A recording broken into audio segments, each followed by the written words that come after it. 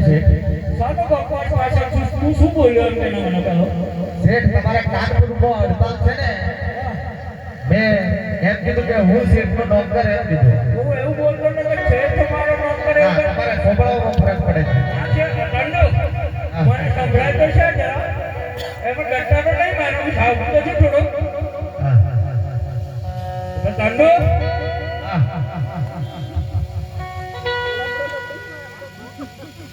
આ બધું શું છે શેઠ આપણે જે જોડ્યા મને જ ખબર નથી તો શું હે બધી અલગ અલગ આકૃતિ અલગ કરી આ શું છે બરા બેટા છે એમ લાગે ને કંડો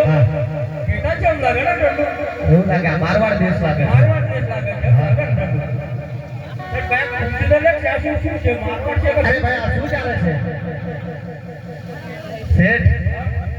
રામની લીલા રામને તો થોડી દીધા તું સીધા જ ભાઈ એ નહીં છે આ પેલા આદિજાતિના લોકો ખરા ને એ રામલીલા ભજે છે હા એ હા રામને તો સીધા હતી પણ લીલા નથી હા ખબર હતી મને હા શેઠ. તમારી છત્રી પકડી પડે એ મારે પકડવાનું ઠંડુ મને કે રામલીલા ઉપર નથી રસ કેમ જ્ઞાન પડતું હા.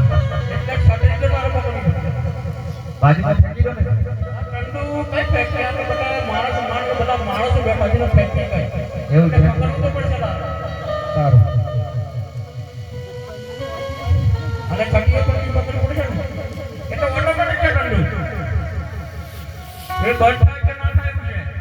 એટલે ઉઠેલા ભાઈ છત્રીઓથી પકડી પાડીએ આ સતીઓ પકડવો પડશે